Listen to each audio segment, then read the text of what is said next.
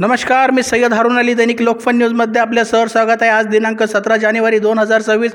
आज आपण सिल्लोड शहरातील परमवीर अब्दुल हमीद औद्योगिक प्रशिक्षण संस्था यशवंतनगर यशवंतराव चव्हाण महाविद्यालयाच्या मागच्या बाजूने बोलत आहे. इथं निवडणूक निर्णय अधिकारी डॉक्टर निलेश अपार साहेब आपल्यासोबत आहे. यांच्याकडे जाणून घेऊ. काल 16 जानेवारी 2026 पासून स्थानिक स्वराज्य संस्थाच्या जिल्हा परिषद आणि पंचायत समितीसाठी फॉर्माचे नॉमिनेशन चालू झालेलं आहे. आता आपण सिल्लोड ITI कॉलेजला आलो आहे. सोबत आहे निवडणूक निर्णय अधिकारी अपार साहेब. यांच्याकडे जाणून घेऊया जिल्हा परिषद आणि पंचायत समितीसाठी सिल्लोड तालुक्यामध्ये किती फॉर्म आलेले आणि किती फॉर्म विक्री झालेला आहे. सर, दैनिक लोकफन न्यूजमध्ये आपले स्वागत. सर नमस्कार. सर, कालपासून किती फॉर्म आले आपल्याकडं आणि आज किती आले? आजपर्यंत एकूण 77 व्यक्तींनी 202 फॉर्म्स विकत घेतलेले आहेत. अच्छा. दिनांक 5 फेब्रुवारी रोजी ही मतदानाची प्रक्रिया पूर्ण पार पाडली जाणार आहे.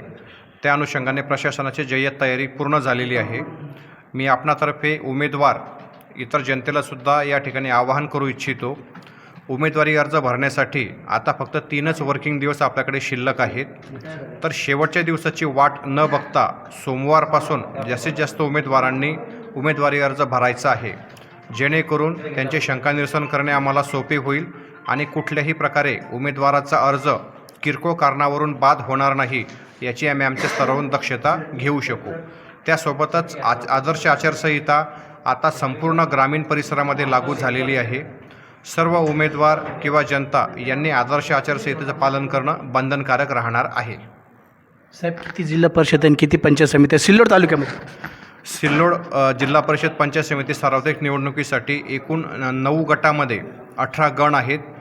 म्हणजे आपले साधारणतः हे 9 जिल्हा परिषद गट आणि त्याच्या अंडर येणारे आपले 18 पंचायत समितीचे गण, अशा जागांसाठी ही इलेक्शन्स होणार आहेत. अच्छा. 9 जिल्हा परिषद आणि 18 पंचायत समिती गण. बरं साहेब, दुबारनामा बद्दल तुम्ही याचं काय योजना राखलेली आहे? महाराष्ट्र निवडणूक आयोग दुबार नावांबद्दल राज्य निवडणूक आयोगाचे स्पष्ट निर्देश आहेत. ज्या व्यक्तींची नावे 2 किंवा 3 वेळा असतील त्या व्यक्तींकडून आपण हमीपत्र 2 हे मतदानाच्या दिवशी भरून घेत असतो, जेणेकरून कुठलाही व्यक्ती हा दुबार मतदान करणार नाही. आणि राज्य निवडणूक आयोगाच्या सूचनेनुसार अशा व्यक्ती आढळल्यास त्यांच्यावर तात्काळ फौजदारी कारवाई करण्याच्या सूचना राज्य निवडणूक आयोगाने दिलेल्या आहेत.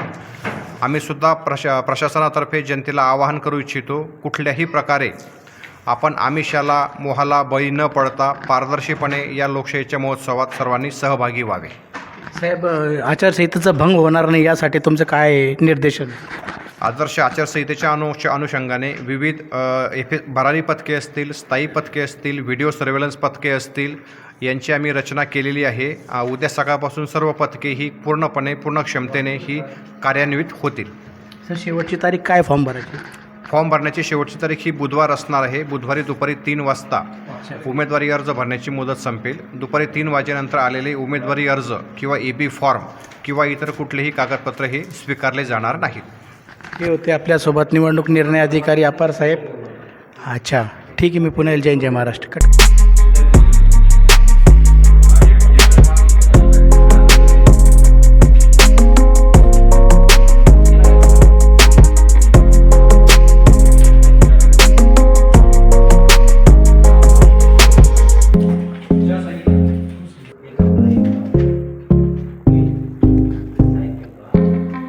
काही माहिती उराली का?